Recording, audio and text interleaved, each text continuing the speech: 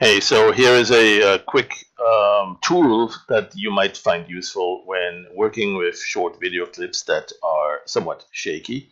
So let me first load that here, load this AVI. It's not a shaky video, it's in XVID. You want to make sure you have the right codecs on your system. Let's have a quick look here. Yep, very shaky. And what we'll do is we'll simply load that in. Howler will let you choose the starting and final frame to load from that sequence. We'll take them all, 55 frames, not many.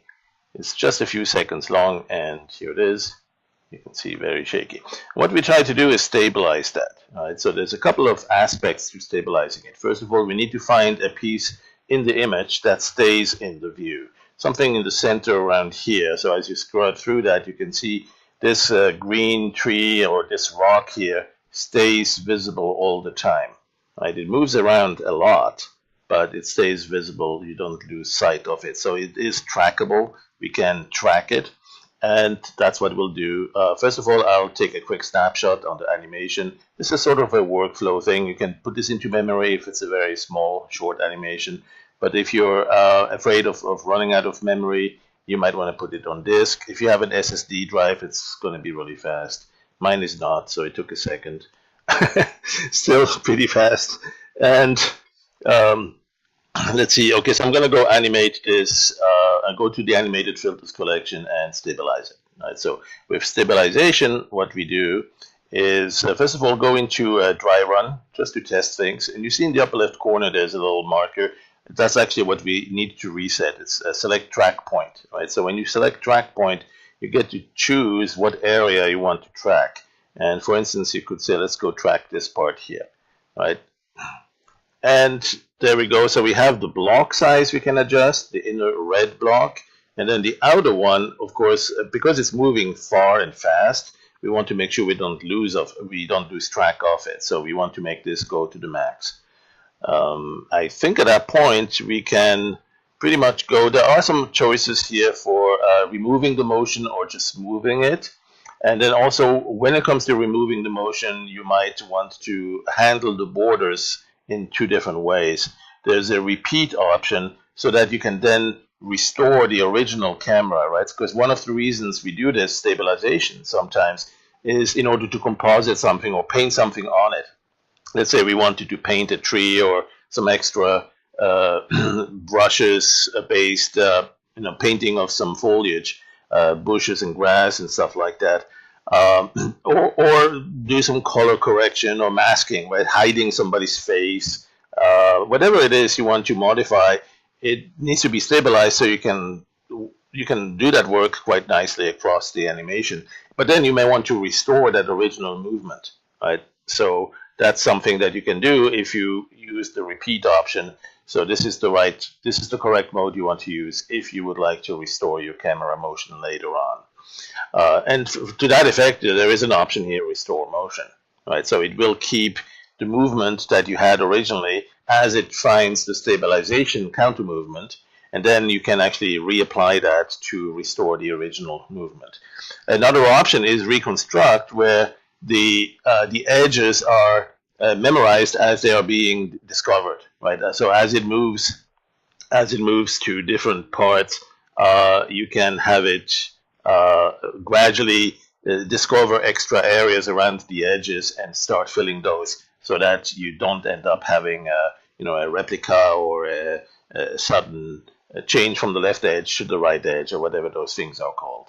All right, so I'm going to leave it with the default for now and just see what happens here. Let's click go.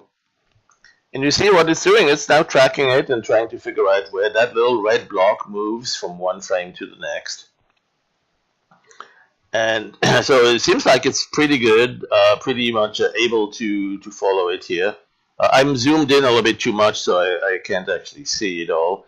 But if we trust, we have a pretty good tracking scenario here. So what we'll do is we'll simply, as soon as this is done, we will uncheck the option for dry run. There you go, and let it go. All right, so now it's actually doing that calculation again. but then it's going to, for each of these frames, when it calculates and finds the movement from one frame to the next, to keep that box there, it's going to use that as a counter movement to actually stabilize it and keep it in place. And that's basically the motion stabilizer, with a couple of options that I'll let you explain or explore to see what you want to do next with that. I'll just go, there you go. Now it's figured out the movement, it's applying the counter movement. And so now, if we play this, you can see that the rock here doesn't move anymore. Now, in order to do so, we had to shift things around. And in our mode, we kept the original, so it wraps around, but we'll be able to unwrap it back to the original if we want to restore that original movement. That's why we keep it, so we don't lose it. But now that it's stabilized, we can safely paint something there. We can perhaps you have an image of some sort of an object, like a space rocket that you want to land there, a spaceship, or maybe a dune buggy or a truck or something that you want to place right on there. And that's going to be much easier because the image is not moving anymore, right? Or not much anyway. You can still see a little bit of rotation there. So maybe a little bit of movement might still be there. But what you can do also is perhaps it's something you want to blur, right? Maybe you have maybe there's a face, somebody's face there, and you want to say, okay, let's go here, select this, actually invert this selection, and then blur it, and maybe blur it with blur the selection first, so you have some edges that are not so crisp, something like that. But then what you want to do is blur that area in here. Let's say, for instance, you want to do I don't know, a motion blur, something like this, right? Just for whatever reason, you don't want to be able to recognize what's in there. And the thing is that you can, or you can darken it also. You can do that on this one frame, but you can do that across all of the frames as well, right? So the idea is that now that it's somewhat stable, you don't have to worry about where is that face moving around. And so you can go and, for instance, apply that across the entire animation. Right? So let's say for instance we take the simple Gaussian blur. There's the Gaussian blur. Apply a lot of blurring to that, right? And apply it across the animation. So now, there you go. Let's go and clear the selection. Now that entire area is blurred all across. And now that we are done with this, let's say that's the only thing we wanted to do to that particular detail. Let's say we want to now restore the original movement. We go back to that animation, stabilize, right, and restore the movement. So the camera motion from the previous stabilization can be restored, right? And it's going to do that. So now we still have the blurring that we applied while it was stabilized, but it's back to the original movement. Well, sorta. It's has a little bit of a wraparound there, but it's very close and definitely usable.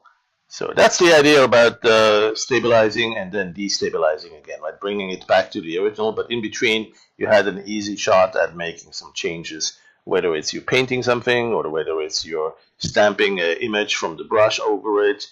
You could use the brush keyframer also to have perhaps something like a little a sphere orbit around it here. There's all sorts of fun stuff you can do with that. But the whole key is that you can then restore that original movement, and it looks like you saved quite a bit of time because you didn't have to figure out how to do that frame by frame because you stabilized it so it's always in the same place. All right, thanks for watching, and we'll see you on the next one.